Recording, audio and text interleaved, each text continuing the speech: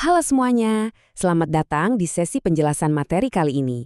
Hari ini kita bakal bikin semacam kelas master virtual, khusus buat membedah satu elemen yang super fundamental dalam komunikasi tertulis, yaitu paragraf. Pasti Anda pernah kan ngerasa tulisan kok kayaknya kurang mengalir gitu? Atau mungkin Anda pengen banget bisa baca dan nangkep ide teks dengan jauh lebih cepat? Nah, Anda ada di tempat yang tepat. Sesuai fokus kita hari ini, kami sudah buatkan rangkuman komplit sehingga Anda bisa lebih mudah memahami apa sih sebenarnya inti dari struktur paragraf itu. Siap-siap, karena ini bakal ningkatin skill baca dan nulis Anda secara drastis. Oke, mari kita lihat apa saja yang bakal kita bahas hari ini. Rangkuman cepatnya, kita akan mulai dari anatomi dasar paragraf, lalu mencari tahu di mana letak gagasan pokok, dilanjutkan dengan jenis paragraf berdasarkan isinya, dan terakhir, sebuah rangkuman kunci yang bisa langsung Anda aplikasikan. Singkat, padat, dan pastinya seru. Kita masuk ke bagian pertama, anatomi dasar paragraf, membangun fondasi. Sama kayak bikin rumah dong, sebelum kita merancang desain yang rumit, kita wajib tahu dulu bahan bangunan apa saja yang lagi kita pakai.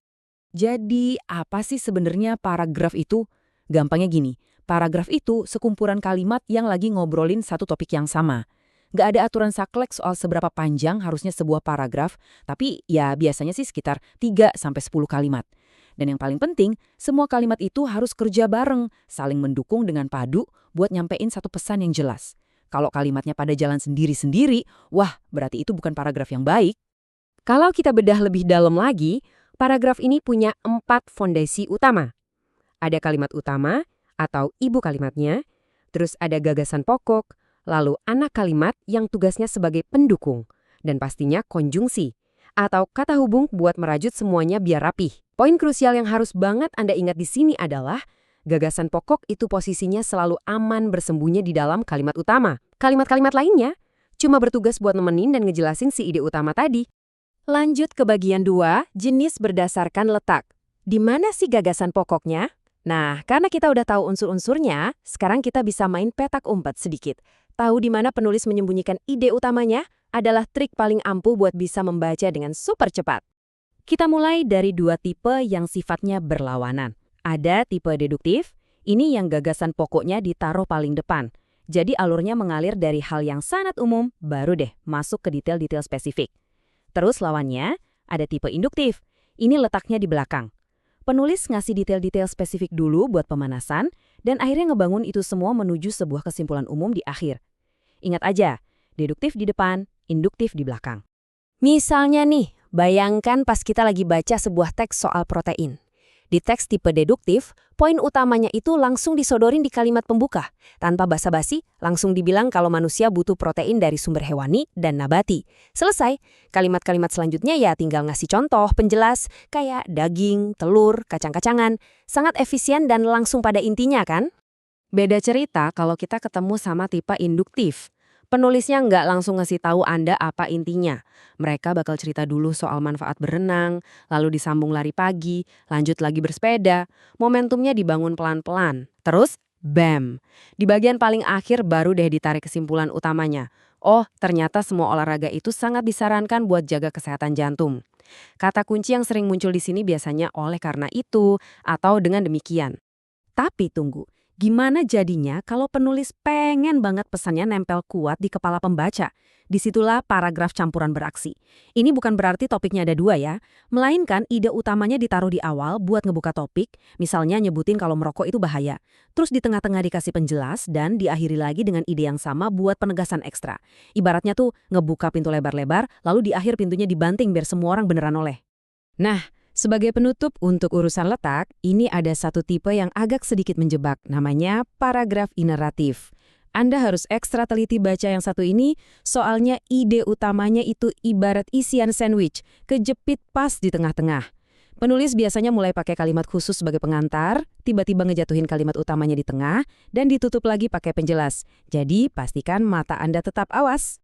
Oke, masuk ke bagian 3, jenis berdasarkan isi. Tadi kita udah berhasil menemukan di mana idenya, sekarang kita ubah fokus ngebahas kenapa ide itu ada di situ. Apa sih sebenarnya tujuan si penulis menyajikan teks itu ke Anda? Biar nggak pusing ngapalinnya, kami udah buatin semacam contekan utama nih. Ada 5 jenis paragraf berdasarkan isinya. Ada deskripsi yang tujuannya memancing panca indera, narasi buat bercerita secara runut, eksposisi buat nyajiin fakta murni, persuasi untuk ngajak Anda bertindak, dan argumentasi buat ngeyakinin Anda pakai data. Yuk kita lihat beberapa contohnya biar lebih kebayang. Kalau kita ngomongin paragraf narasi, ini gampang banget dikenalin. Karena alurnya super jelas, yaitu kronologis alias berurutan sesuai waktu. Misalnya, lagi nyeritain liburannya si Ani di hari Minggu. Dia siap-siap jam 6 pagi, lalu jam 9 jalan-jalan seharian. Ada awal ceritanya atau orientasi, ada puncaknya, dan ada penyelesaiannya. Ini benar-benar struktur penceritaan yang sangat klasik. Nah, ini dia bagian yang lumayan sering bikin orang ketuker. Eksposisi sama argumentasi. Bedanya apa sih? Sangat simpel. Eksposisi itu sifatnya 100% netral. Dia murni cuma ngasih fakta objektif, kayak ngejelasin penyebab banjir karena volume air yang nggak terserap. Nggak ada opini penulis di sana. Sebaliknya, argumentasi itu isinya opini penulis, tapi opininya dibentengi sama fakta dan data, contohnya ngebahas soal ribuan zat kimia berbahaya di dalam rokok buat meyakinkan Anda. Terus kita punya yang namanya paragraf persuasi. Kalau argumentasi kan tujuannya biar Anda setuju aja.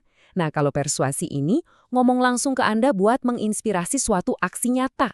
Bahasanya langsung menuntut tindakan.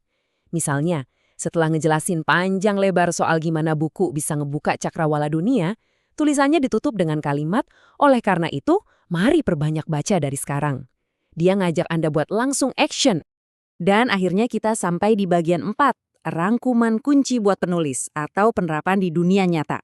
Sekali lagi, kami sengaja buatkan rangkuman sehingga Anda bisa lebih mudah memahami apa inti dari semua penjelasan tadi.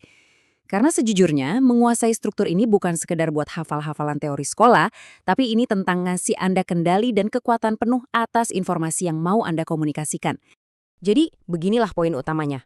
Pertama, lokasi ide utama, apakah Anda taruh di awal, di akhir, atau campuran, itu benar-benar menentukan gimana alur seseorang membaca tulisan Anda. Kedua, tujuan pesan Anda sangat mendikte gaya bahasa yang dipakai. Apakah Anda lagi mau mendeskripsikan sesuatu, menceritakan kejadian, atau membujuk orang? Kalau Anda berhasil menguasai cetak biru ini, Anda nggak cuma bakal jadi pembaca yang jauh lebih cepat, tapi juga bermetamorfosis jadi penulis yang sangat rapi dan persuasif. Anda jadi tahu persis alat mana yang harus dipakai dari kotak perkakas Anda. Ini membawa kita ke akhir sesi bedah materi kita kali ini.